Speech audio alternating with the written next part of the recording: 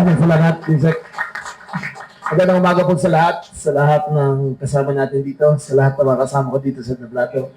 Mula sa barangay, hanggang PNP, hanggang local government, hanggang PDEA, lahat ng kasama, DILG, nandito lahat. Maraming salamat po. Nung ako po ay governor noong 2010, 2016, 2019 to 2024, ang lagi ko na lang naririnig ay war on drugs. Especially noong 2016 hanggang 2022, ang lagi pinapakandakan ay war on drugs. Ayoko po gamitin ng salitang war on drugs kasi ang war on drugs may casualty.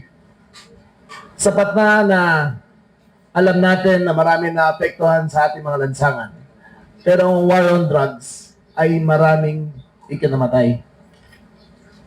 Hindi natin mabilang. Iba nagsasabi 6,000, iba nagsasabi umabot ng 20,000 ang pinatay sa war on drugs. Pero tumigil ba ang droga nun? Para sabihin nyo na tumigil nun, tumuloy pa rin eh. Pero ngayon, hindi namin tinatawag itong war on drugs. It is a campaign against the illegal drugs. Yung war on drugs, maraming namatay. Sa campaign ng illegal drugs, sisigurado namin na ang proseso, ang batas, ang siyang nakasaad sa ating mga libro ng batas sa Pilipinas ay ating sinusunod. Ito bang nakikita nyo ngayon ay collaboration ng whole of government. Mula barangay hanggang PNP, hanggang PDEA, nagtutulungan. Noong una ako pumasok bilang sekretary ng DILG, hindi po nag-uusap yan, ang PDEA at saka PNP. Hindi talaga. Nagsisigawan pa nga harap-harapan, nagtuturuan kung sino may kasalanan. Ngayon, nag-iisa na lang kami. Isa nga rin namin, itigil ang local drugs dito. Sa nakakaraan na tatlong taon ng administrasyon BBM, humigit kumulang halos 30 tonelada na ang seizure natin. Ang annual consumption ng Pilipinas ng droga, nakikita namin sa methamphetamine, ay umaabot ng 16 tons a year. So 48 tons ang dapat sa 3 taon.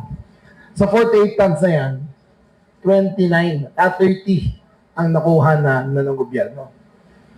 Ibig sabihin, bumaba ang droga, tumaas ang presyo, bumaba ang krimen.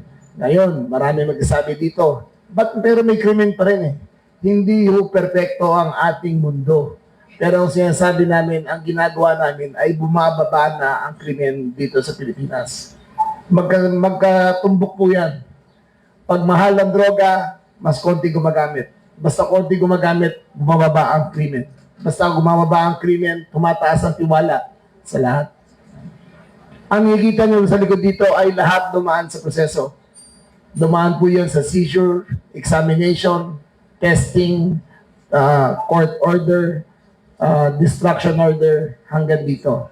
Buong chain ay sinunod yan.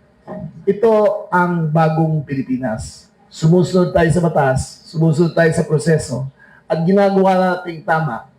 We do it correct, we get better results. We do it right, we save more people. We seize it correctly, we save the people. Nakikita nyo naman, andito sa lahat yan. And you will be witness. Masasabi ko, sa ngayon, sa ilalim ng PNP, andito ang Region 4A, andito lahat yan, sa ilalim ni General Nartates, wala na pong ninja cops sa Pilipinas. Wala nang ninja cops ang PNP. Hindi na po umiikot ang droga dito sa Pilipinas.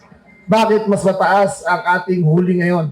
Bakit mas mataas ang seizure ngayon? Dahil dati, noong dating panahon, pag nahuhuling ganito, hindi nagtutulungan ng PNP, PDEA, kanya-kanyang diskarte yan. Iikot na naman yan. Kung makikita nyo ganyan, nire-report nila 1 kilo, iikot 4 na kilo. Ganun ang sistema dati.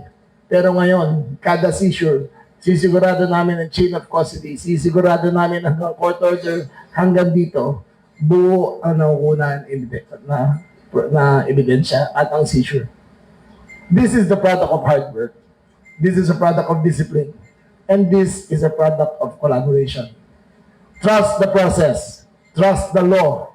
Trust your local officials. We will do our best for the country. Maraming salamat po.